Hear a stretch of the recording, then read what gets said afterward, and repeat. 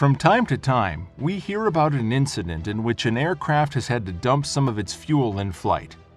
With jet fuel being an expensive commodity, this is not an action that is taken on a whim.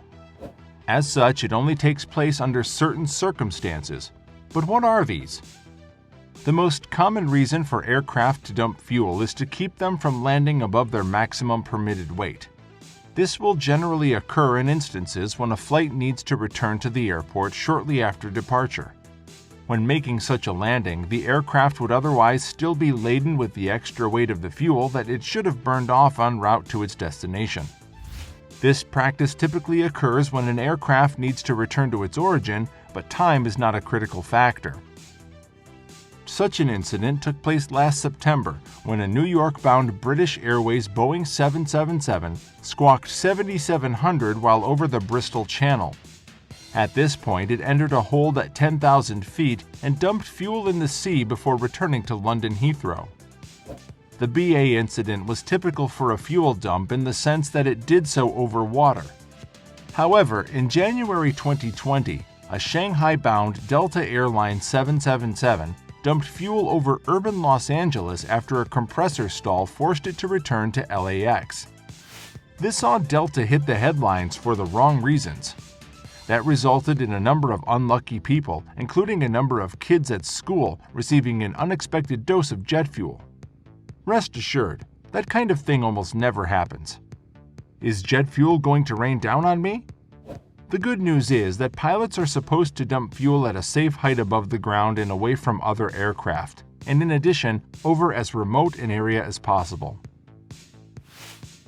Fuel dumping operations are coordinated with air traffic control, and precautions are taken to keep other aircraft clear of such areas. Fuel dumping is usually accomplished at a high enough altitude, a minimum of 6,000 feet AGL, where the fuel will dissipate before reaching the ground. Fuel leaves the aircraft through a specific point on each wing, usually closer to the wingtips and farther away from the engines, and initially appears as more liquid than vapor.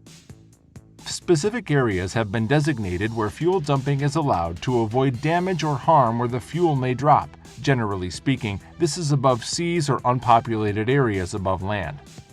In the case of Heathrow, for example, most fuel dumps have occurred over the sea. Though it's obviously not good for the environment to spray jet fuel into the sky, at altitudes above around 5,000 feet, the fuel vaporizes before it can reach the ground. So even if the dump happens over a city, no one is likely to feel any direct ill effects. How does it work? On many larger commercial airplanes, a special nozzle is fitted to the wing. If a pilot deems it necessary, the system pumps fuel out of the nozzle into the atmosphere quickly. We're talking about a few tons per minute in most cases. It may look dramatic, but it's not a dangerous procedure. And not to worry, there are safety features in place to stop the fuel dump at a certain level, to ensure enough fuel is left to continue to landing. Not that the pilot would forget, but extra protection never hurts. Dumped fuel descent rate. The average rate of descent of the dumped fuel is approximately 500 feet per minute. Air traffic control, after receiving information by the pilots executing the dumping procedure, usually separates other traffic by 2,000 feet vertically and 5 nautical miles or 9.3 kilometers laterally, since the dumped vapors, if ingested by a jet engine, might cause serious problems to the engine's normal operation. Fuel dumping in the event of engine failures.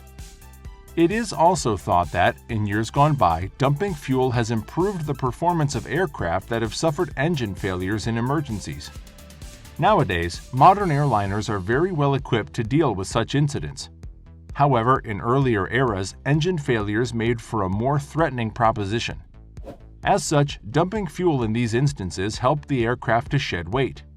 This, in turn, is said to have made it easier for it to gain vital altitude, even under the power of one engine fewer than normal.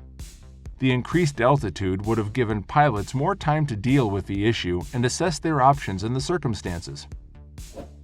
When is fuel not dumped? There are also some situations in which pilots have elected not to dump fuel despite this being an option. One of these occurred in February 2005 involving a British Airways Boeing 747 flying from Los Angeles International, LAX, to London Heathrow, LHR. In this instance, the aircraft suffered an engine fire shortly after takeoff. This would normally result in the flight returning to the airport having dumped enough fuel to land at a safe weight. However, as a Boeing 747 can safely fly on 3 engines, the pilots elected to continue their journey. The flight ultimately made it safely to the UK, although it landed in Manchester rather than London as a precaution due to crew concerns about running out of fuel. Not dumping the fuel is said to have saved BA around $30,000. There are also some aircraft on which dumping fuel is not an option in the first place. One of these is Boeing's twin-engine 757 family. This is because the 757's maximum landing weight is similar to its maximum takeoff weight. As such, there would be no need for the aircraft to lose weight before returning to an airport after takeoff in an emergency. This is why the aircraft is not equipped with the means to dump fuel. Another factor to remember is that fuel dumping isn't a regularly performed act. It doesn't happen with every flight or every airline. In fact, it is normally done only in emergencies or when a pilot needs to land a plane quickly for some reason. It is not a standard procedure. One example of an emergency is a passenger who is experiencing a medical emergency, therefore making it more serious to land the plane quickly. In cases such as this, it helps to dump the fuel in mid-air right before landing because the pilot will want to land quickly, not to mention easily. Quick and emergency landings are the main reasons why airplanes dump fuel these days, and as you can see, this does not happen with every flight and with every airplane. It is reserved only for the times when action is needed, but it is still a good option in many circumstances. Fuel jettisoning must also be demonstrated during level flight if the glide and climb tests show that the condition could be critical. During the certification of the fuel dumping system, the manufacturer must demonstrate that the system operates without fire hazard. No fuel or fumes can enter any part of the aircraft. The fuel must also discharge clear of any part of the aircraft, and the jettison operation must not adversely affect the controllability of the aircraft. The system must be designed so that any reasonably probable single malfunction in the system does not result in a hazardous condition due to asymmetrical dumping of or inability to jettison fuel. The fuel dump valve must be designed to allow flight crew members to terminate the jettison operation at any time. Fuel dump systems are designed such that the fuel in the tanks normally used for takeoff or landing cannot be completely emptied. Have you ever been on a flight where an aircraft has needed to dump fuel? If so, what was the reason for this? Let us know your thoughts and experiences in the comments. We hope you liked the video and we want to know which was your favorite. Also, don't forget to give this video a thumbs up and hit the subscribe button and the bell down below if you want to make sure you never miss out on important new information like this.